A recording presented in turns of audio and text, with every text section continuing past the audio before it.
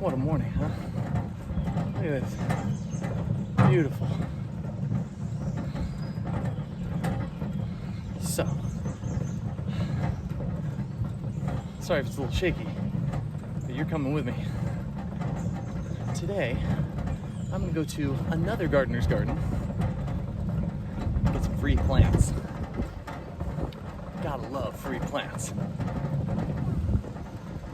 I think I may even find some free berries. And I spotted a couple days ago, down the street a ways, some free mulch. Now we're talking. So, look at this. Beautiful. Look at these trees. Friends.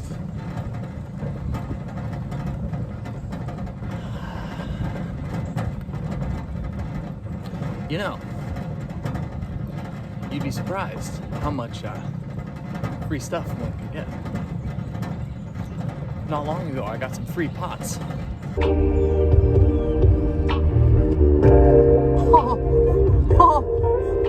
going to get some free pots. And I've been putting them to use. I still have a few free pots. It's right down the way from us are a couple of gardeners I really love and respect. Names are Pete and Swiss, and they've been in the gardening game for a long time.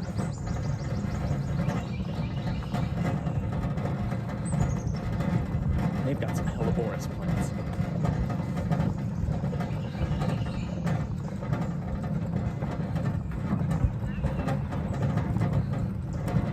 Hey there, how are y'all?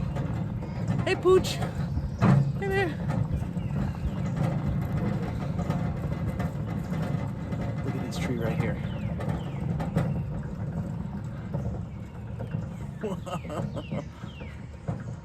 What? Isn't that something?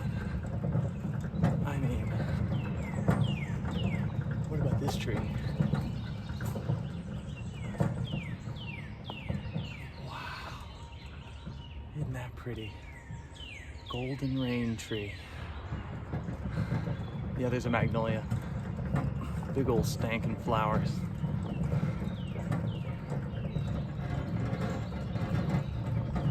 All right. So, this is Pete and Swiss's place. So they told me that they've just got a ton of Hellebores plants. I mean, they've got all kinds of things. All of this in here is sweet shrub. Remember sweet shrub? Beautiful setup. They've been working on this piece of land for a long time. So I'm gonna go in there and knock on the front door, see if they're home, and ask them if they mind us filming and getting some Hellebores plants. Wow, sun's up, air is clean, beautiful, birds are singing. It's a good day.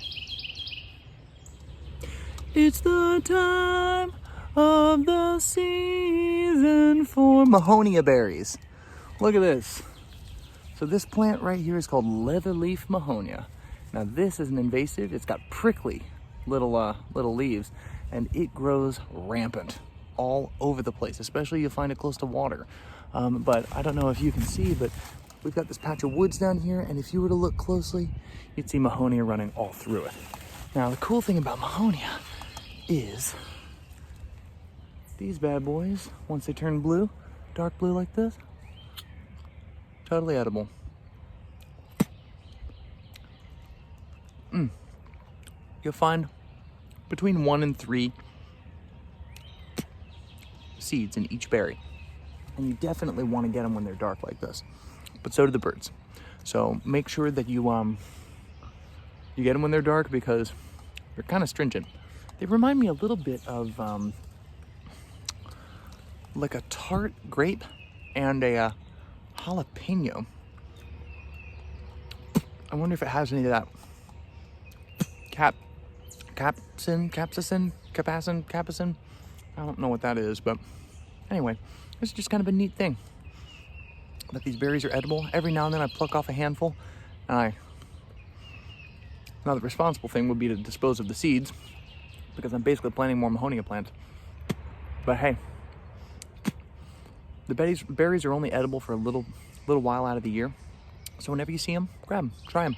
It'd be the kind of thing I think you could remove the seeds from and sort of mash it, maybe with a little maple syrup or sorghum or something, and make a Mahonia jelly. You'd be surprised where you'll find these things. They're growing all over the place. Well, I'll tell you what. Swiss took me around and she showed me a couple of things. Y'all, look at all these plants. So this is what we're after today. They're called Hellebores or Hellebores. That's May. Hey, May. This is Pete and Swiss's dog, May. She's a good girl. She just gets real excited. She's a good girl. Hi, May. Hi, sweet girl. Not hi, May, but hello, May. Bonjour, May. And funny enough, first day of May. Isn't that right, May? Isn't that right, May? That's a good girl. That's a good girl. So, take a look at this. These are the Hellebores or Hellebores. Look at that beautiful. Hey, May, it's okay. It's okay. Yeah, it's all right. That beautiful flower. Now, this is also, this comes in white and in purple. We have some white ones back at my parents' place, and I'm hoping to pick up a couple of these purple tinted ones here. So, as Swiss was showing me, we traced the flower. Say I wanted to get this guy, pretty little flower. We trace it all the way down, and we're gonna dig that up down there. You can kind of see all the way down to the ground. Now, obviously, I got to be careful because there's all sorts of little critters and things living in here, and I don't want to disturb them too much. But you can see where if you plant a Hellebores or a Hellebore, that they can just turn into a sea of pretty plants. Now, we're just past the flowering period, but for these plants. But look, they're coming in over here.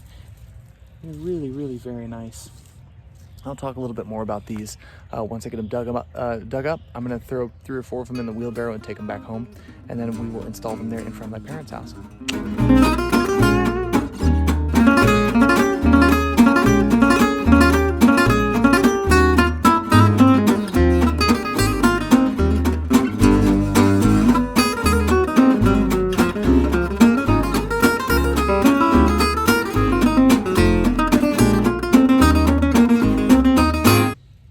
My kind of plant, Hellebores. Look at those. So we're gonna take these home, put them in the front yard. It looks like I may have grabbed a couple of other things that are coming with us. Maybe Vinca, maybe Crossvine, who knows? So we're gonna take these home. I'm gonna throw them in the wheelbarrow and take them home and install them, and our hope is that they will just grow and grow into a beautiful patch of Hellebores. Hellebores? Hellebores?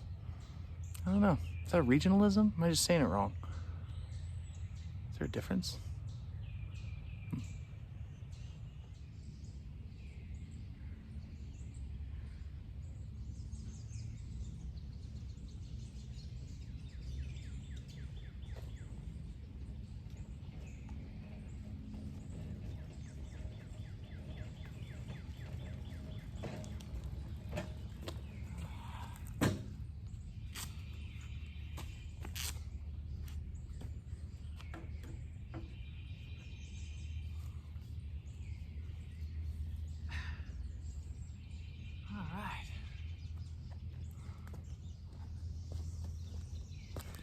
Well,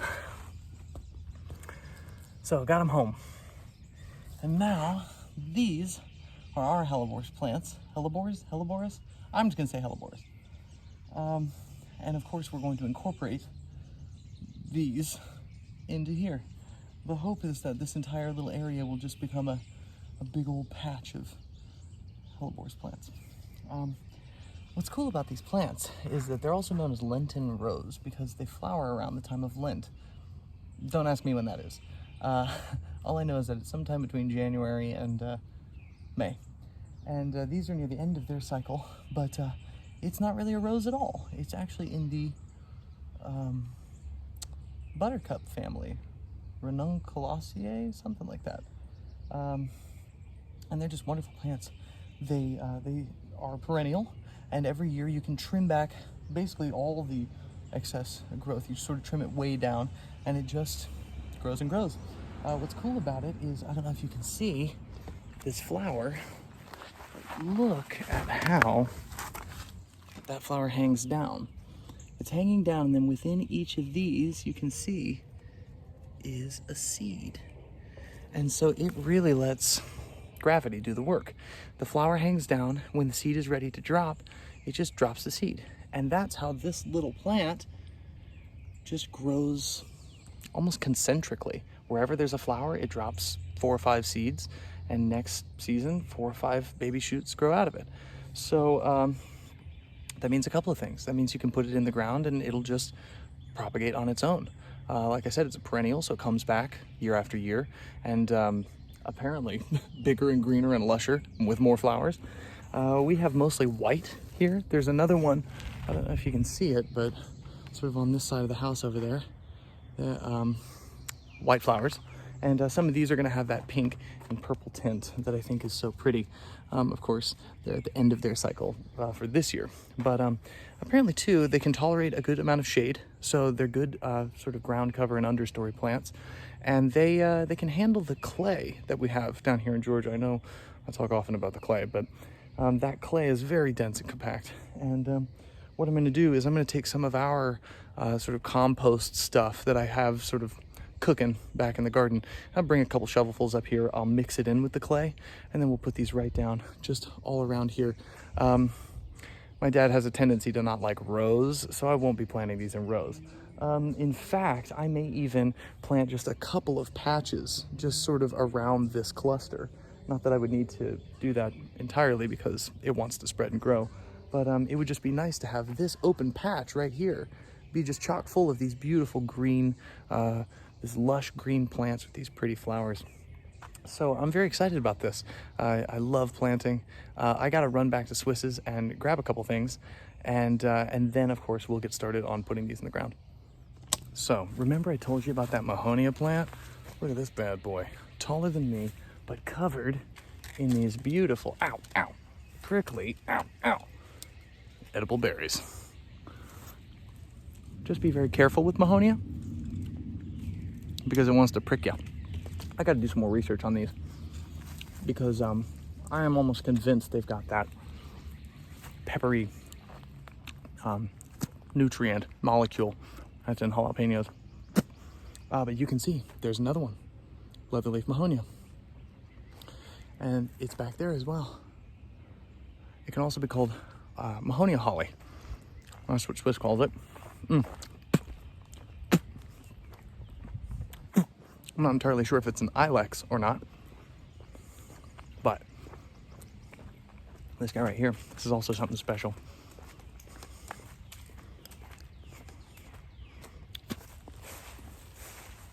Check this out.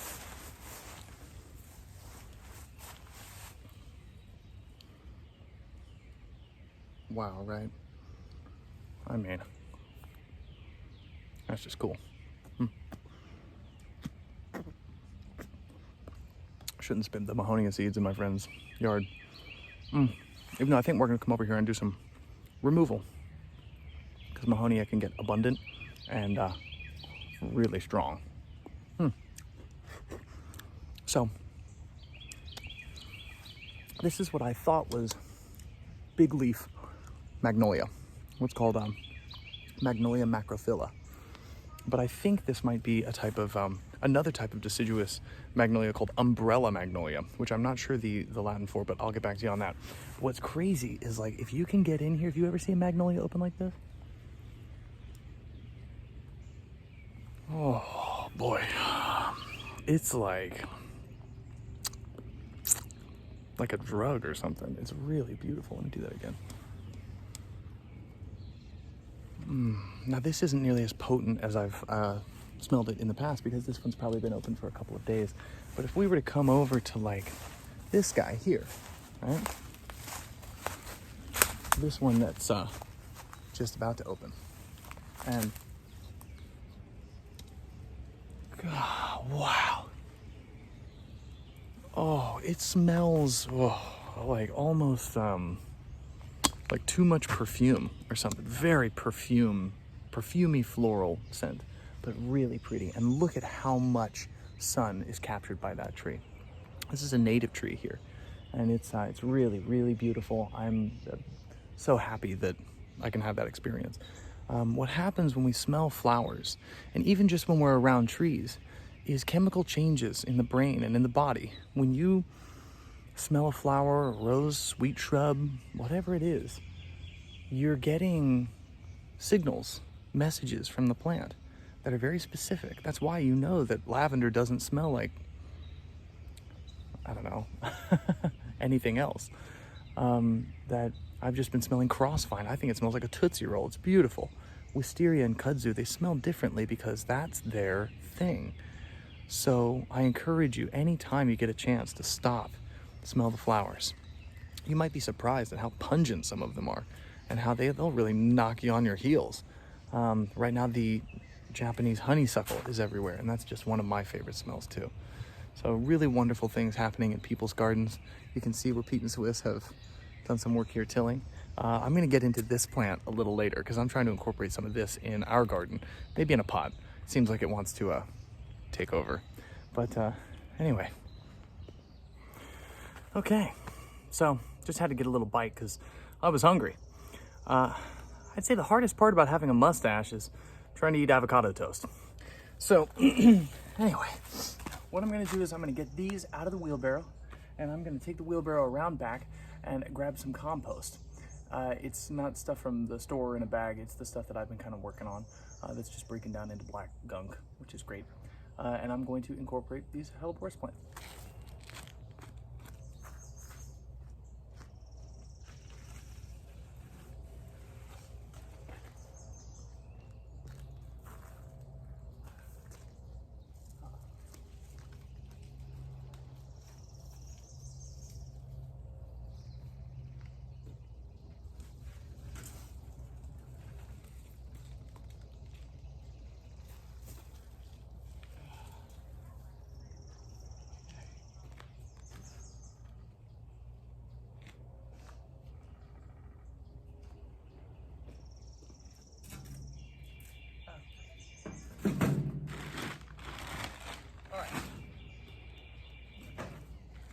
Go get some compost. I'll be right back. Told you. So,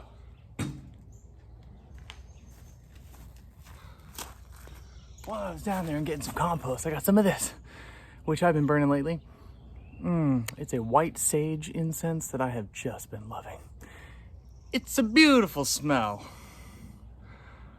So let's get it started, huh? I want to invoke a little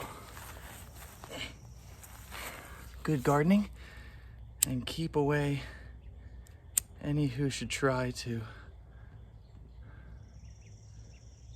do our planting ill.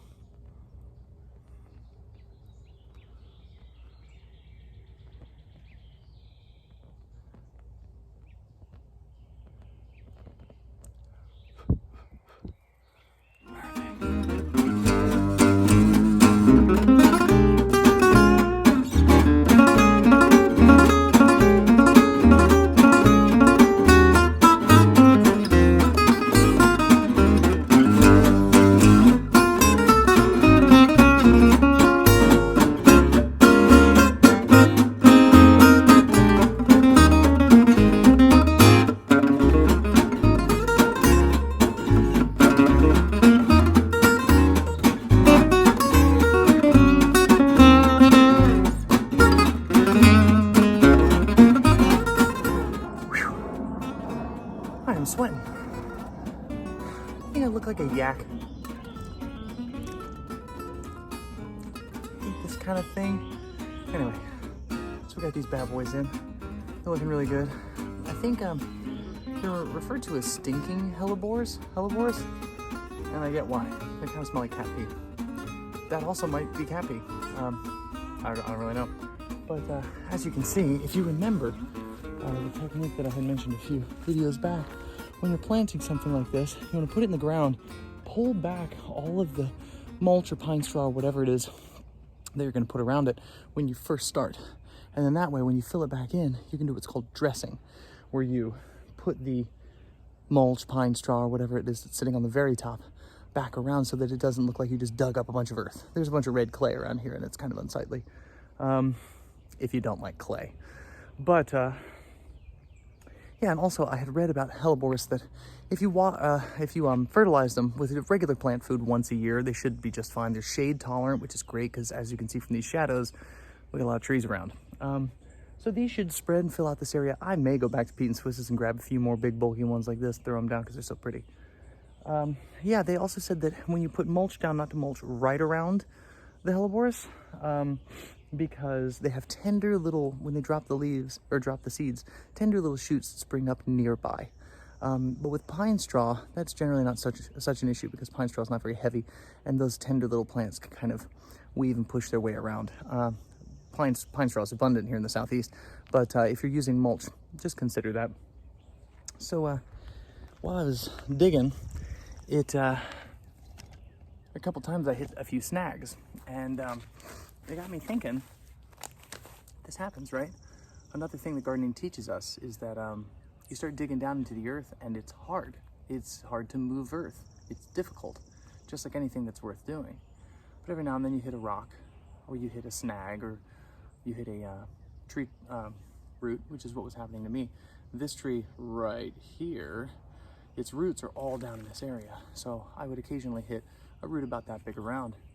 But just like in life, you can either hack at that thing and break through it. That's totally a way to go. Or if you just adjust your plan or adjust your measure by a minor amount of degrees, then you can generally get around those things with ease. I was hitting this big root and I thought about chopping through it. That takes a lot of energy and effort. So I just moved the shovel back a couple of inches and down into the ground it went. So this is something that we can use in life, isn't it? In that when you hit a snag, sometimes if you just adjust by a few degrees, it gets a little smoother. Of course, there's also the option of just breaking through it, but if you don't have to, literally, if you don't have to break the roots of the tree, then why do it? Rocks are a different story. Sometimes you can get across them, some big rocks, but even those can be gotten around or removed or worked with. So it's really wonderful being able to learn from these things. And if you look at our friend now, our friends just look happy as can be. I gotta get my tools and sweatshirt up, but yeah, it's been a real pleasure. These are hellebores.